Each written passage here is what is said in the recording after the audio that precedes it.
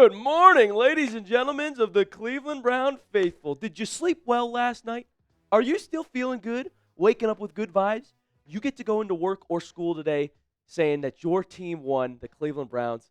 We didn't get to do it often last year, but I'm feeling optimistic and positive that this year's a different year after beating the Green Bay Packers. The Browns are winners. Welcome into the Browns Report, everybody. I am your host, Joey O'Donohue, still hyped up as well. That's a massive win. We've got a lot to talk about for it. And maybe you saw the title, but this could mean big things in Cleveland. Let's look at the Super Bowl odds as it stands for 2025. The Ravens are first. We know that's not happening. Lamar's going to choke every time he gets to the playoffs. History repeats itself. Buffalo Bills second, Eagles third.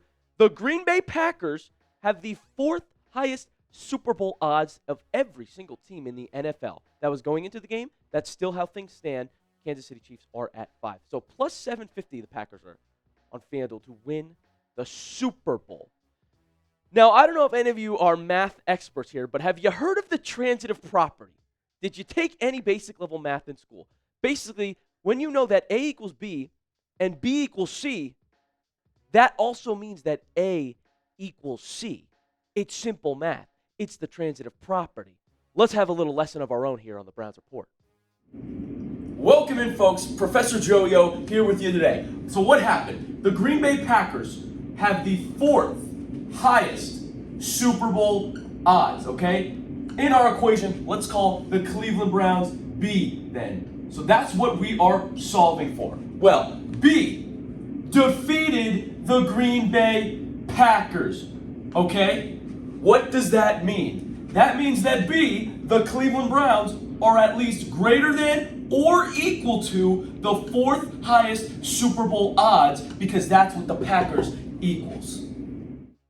That's the equation that I've come up with on the Browns Report, folks. Like the video if you're good at math. Can you do quick math like that?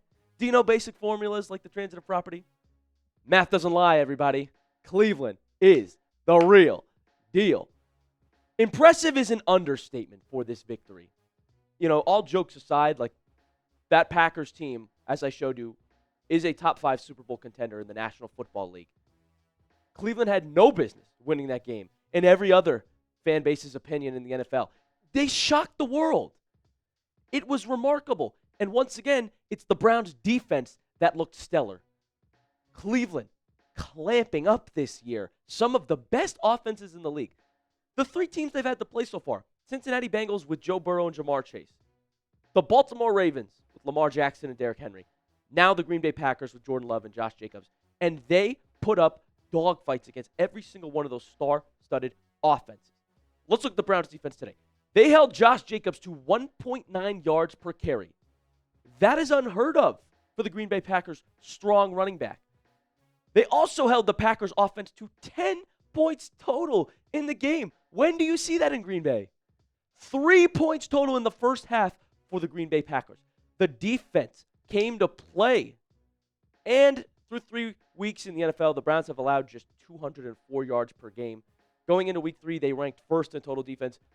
I'm thinking that's going to remain the case. We'll get you the updated ranks. But 204 per game, pretty solid for Cleveland's defense as a whole. I mean, it was just amazing, folks. And CBS analyst Matt Ryan gave a take after the game. He said the Browns might just have the best defense in the league. Matt Ryan saying it. Lots of analysts are saying it right now. It's all over Twitter. Follow me on Twitter at Joey070. I'll repost some of it so you can see. It's not an overreaction to say this Cleveland Browns defense is a Super Bowl defense, to call this defense a top 5 defense in the league at the moment. What we are watching, put together by Jim Schwartz and all the players that Cleveland has gone out and brought in, young players, as well as being able to keep some of their best, like Denzel Ward and Myles Garrett. This defense is for real. It's legit. Star offensive players in the NFL are getting shut down. Myles Garrett has 4 sacks already through 3 weeks. He entered the week tied for the league lead in sacks. 4 is amazing. And Myles Garrett is the most double-teamed player in the NFL. That's a stat, by the way. And he's still getting through to be one of the league leaders in sacks. Where's TJ Watt on that list? I don't even think he has a sack yet. Garrett is doing work for the Browns defense. There's only one thing that could stop my overreacting here today of the Browns actually being a Super Bowl contender.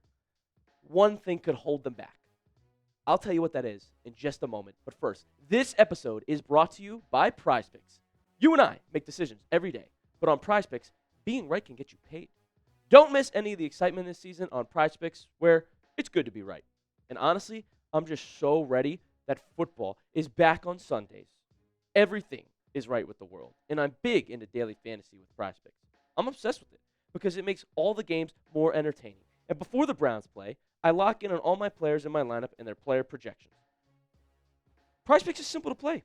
Just pick more or less on 2 to 6 player stat projections. If you get your picks right, you could cash in, and PrizePicks invented the flex play, which means you could still cash out if your lineup isn't perfect. You can double your money even if one of your picks doesn't hit. My picks, though, hit this week.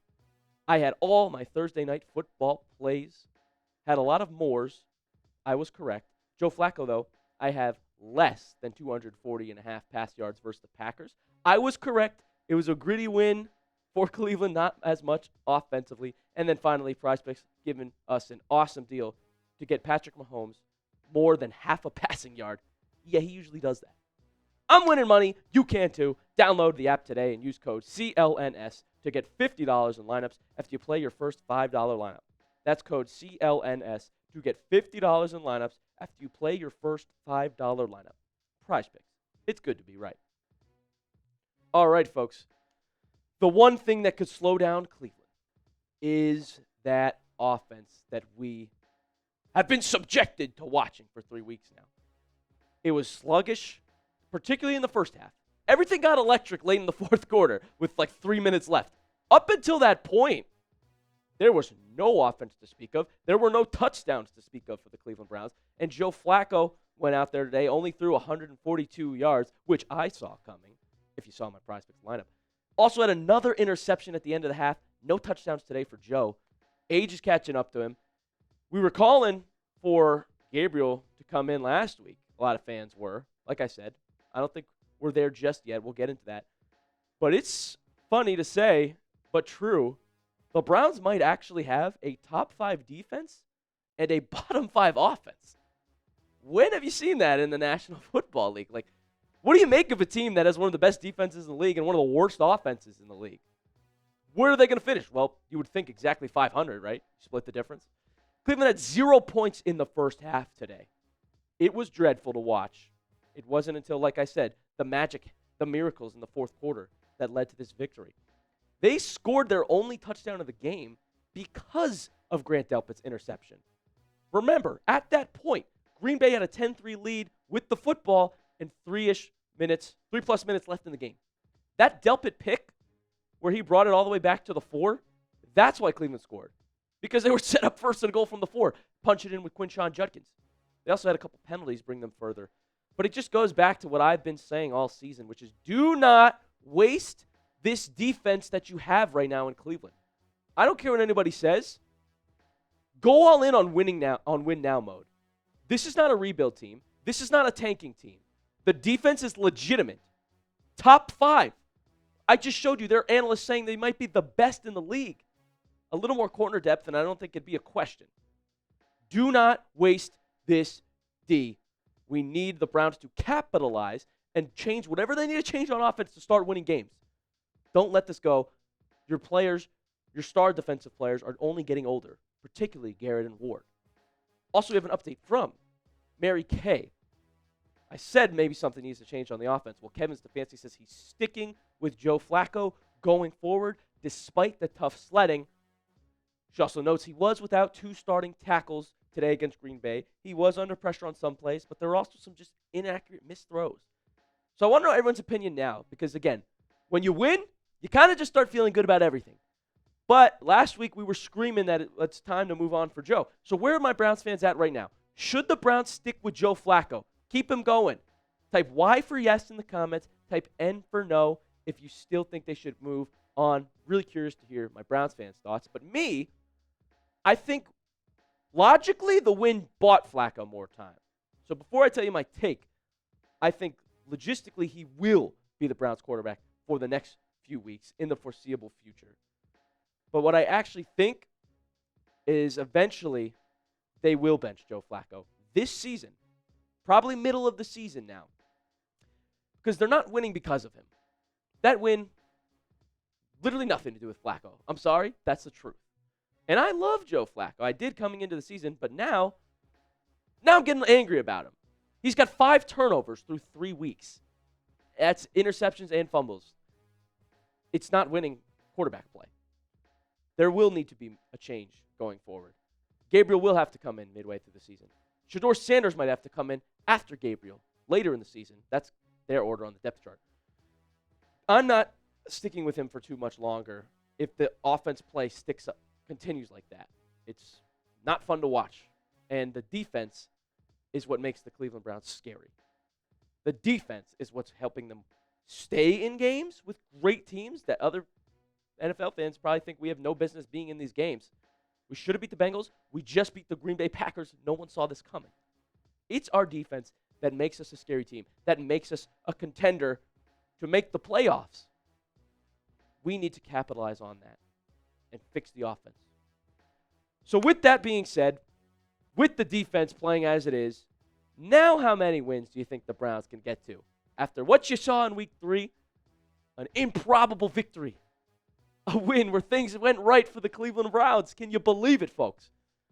How do you think the Browns will fare now? Comment a number down below between 1, do you think this is going to be their only win of the season? I mean, you could start there. Or do you think they'll win out? 14, pick a number 1 to 14. How many wins do the Browns get to going forward after what you've seen? Folks, thank you so much for tuning in once again to the Browns Report on this wonderful Monday morning, a Victory Monday, folks. Go celebrate at work, at school, at home, wherever you are.